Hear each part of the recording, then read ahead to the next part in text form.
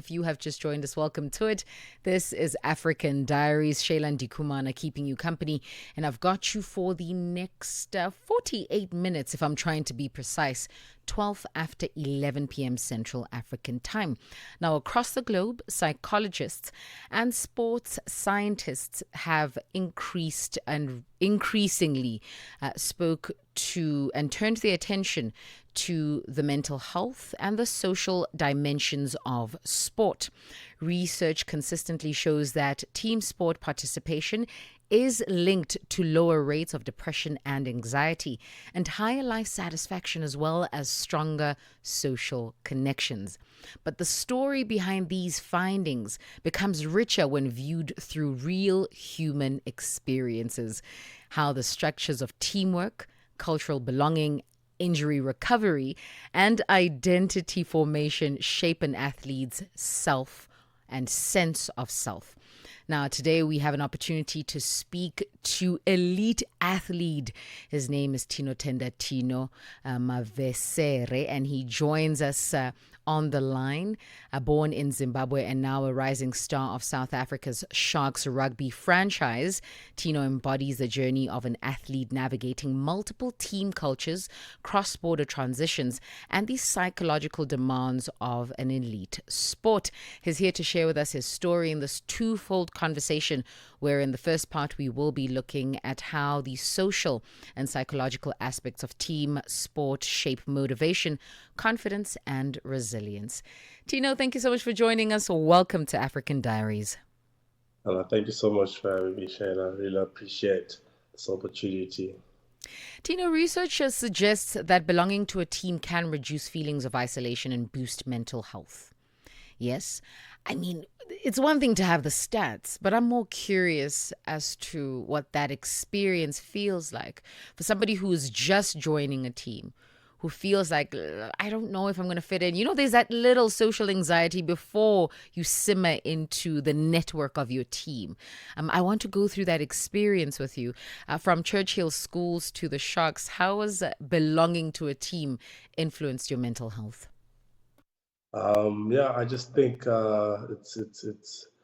it's really important as a player to understand those dynamics, and I just think personally, I've been graced to walk into a lot of teams from national level to club level, and I just think the brotherhood where we all come together with one goal, and no one has their own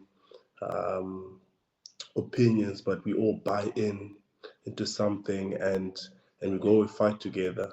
I just think that in itself has really, I just think boosted my belonging, because the more battles that you fight with someone, it starts with training, running together, just the suffering, just dying together, and I just think the resurrection becomes sweeter. So, be it a win, be it a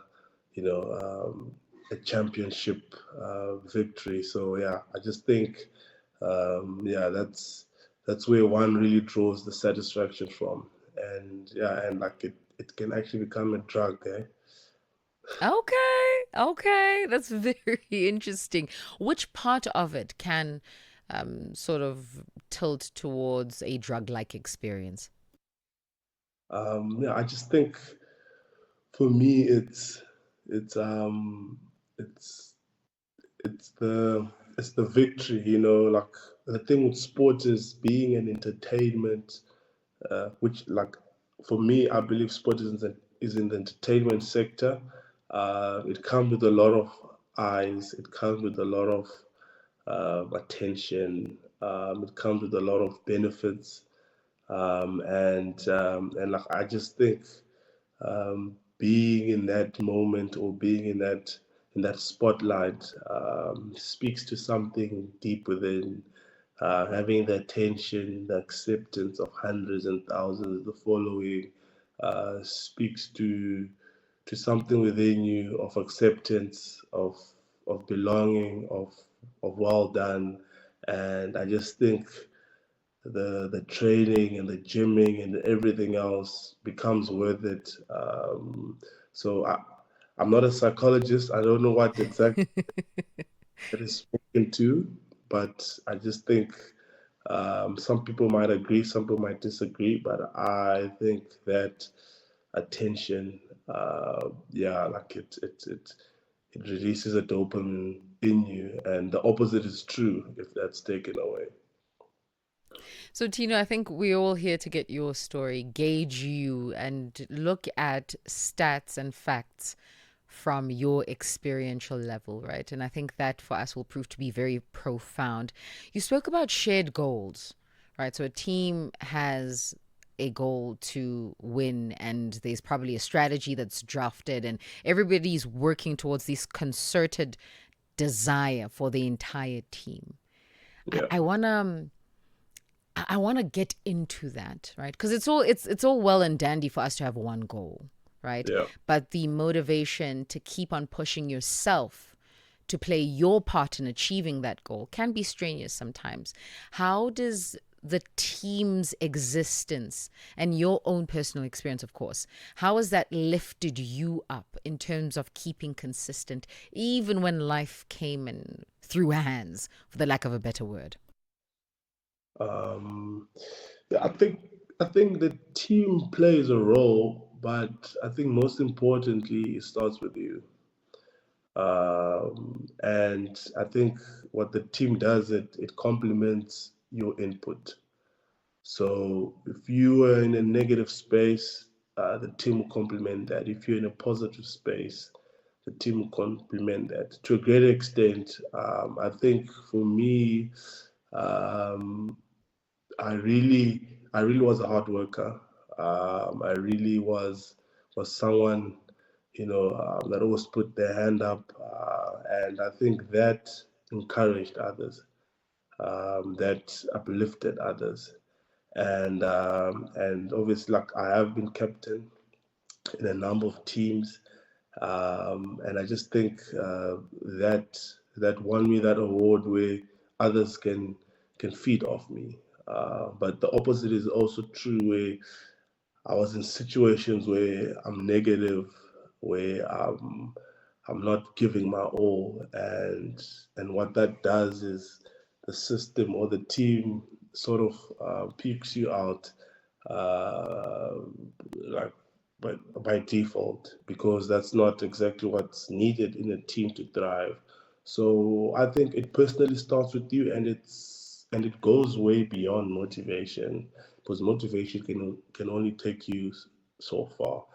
So if you wake up tomorrow, if you're not motivated, so does that mean you can't go to the gym? Does that mean you can't pitch up for training?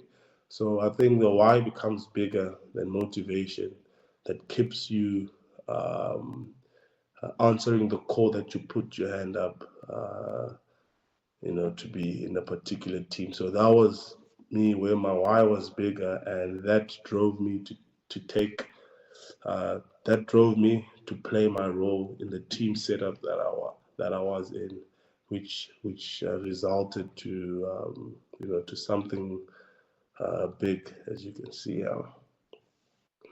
Absolutely. The voice of Tinotenda Mavesere joining us this evening as South Africa's rising superstar, part of the Sharks, or rather Sharks rugby franchise.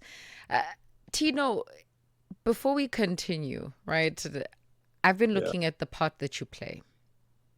Correct me if I'm wrong, you play the flank position. Is that it? Yes. Yes. Yes. Yes. For 10, 12, and 16 marks, because Shayla's not geared up for sport like that. I've watched rugby before, but to say that I know positions and I know what's going on, I've got a few things that I understand, right? There's a scrum, there's, you guys kicking the ball once that there's a touchdown.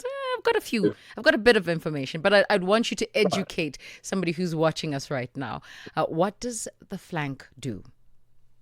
So just to give you a background, rugby is different from, let's say, soccer, where when one's at when where there's attackers, defenders, midfielders. So in rugby, we all defend in a line together because you pass the ball backwards. We all attack together. And how positions are structured is, like you said, you spoke about the scrum. So in the scrum, we've got 8 people in the scrum.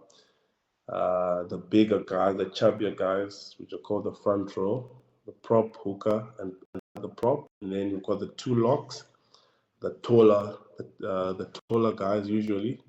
And then we've got the back row, which consists of the 2 flanks. So flank as as in flanks, on the side, because you'd be on the sides of the scrum, and then the 8th man, which would be at the back of the scrum.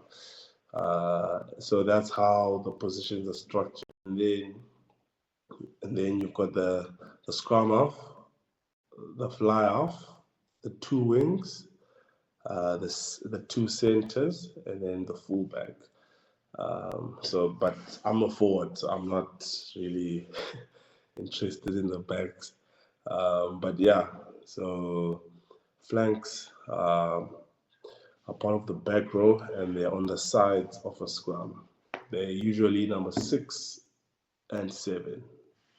Yeah. I'm going to replay that in my mind for a few as I watch a rugby match so that I can have context. But thank you so much for sharing that. And the reason why I'm asking is because I also do think that rugby is quite a strenuous sport on the body. Right. I have watched a few rugby matches, and needless to say, you are in that scrum, and then the scrum dismantles, and then someone's bleeding, and then people move on like nothing happened. And there I am going, oh, someone's bleeding. So it is one that really is aggressive on the body. You said that you're a hard worker, and I've seen that research states that team sport actually brings people into the tax bracket of those who are less prone to burnout. My question to you is, have you ever burnt out throughout your career? And if so, how did the complexity of the team bring you back to life? With burnout, I believe you mean mentally. Physically, too. Burnout is, listen, it's everything. It can even be spiritually. I'm telling you. True, actually true. Okay, I'll start with the physical part. Um, so the onus is up to you to make sure that you are, physically in shape. However, you do get to that point where it's mid-season, you've had a long season, and physically your body is just tired. So I think, like I said, the onus is up to you to make sure that your body is recovering. And I don't think a team can really do much on the physical side. Um, Obviously, like we've got facilities at the stadium. We've got your sauna, ice baths, you've got your compression boots, you've got massage slots, you've got your jacuzzi, whatever it is that you need. So physically, that's taken care of. And then we come mentally. I think a team plays a huge role because it gets tiring, you know, waking up, going to do, this thing that is just taking a strain on your body, running.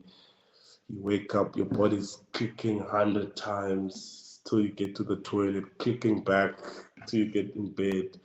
And I think that takes a mental toll. But like I also say that having a community or having players what's this coming together outside of rugby, spending time away from rugby, that really helps in the psychological part, where it's either you have a braai, it's either you meet up for whatever, like PlayStation, chats, to the beach, whatever it is that's apart from rugby, that really helps. And yeah, we have an off day every week, and I kid you not, you have no idea how much, like how we long for that one day, after a hectic Monday, Tuesday, Wednesday. So I think just being away from rugby helps you recover and not burn out. So we actually advise whenever we have off days, they tell us do not do anything, please, because you will definitely burn out towards the end of the season where you just like, I'm done. like I'm done. So yeah, Sure. spend time with family as well. Yeah. The voice there of Tinotenda Mavesere joining us this evening, part and parcel of the Sharks rugby franchise, South Africa's finest stars from Durban, KwaZulu-Natal. And he joins us to share, of course, his story of resilience and how a concerted team effort and spirit can contribute in a very healthy way to your mindset, your state of being. 27 after 11 p.m. Central African time. We take a quick breather. And then when we get back, we're going to be looking at just getting into exploring a deeper mechanism of mental resilience, recovery, leadership, all these through the lens of sport and specifically through Tino's context.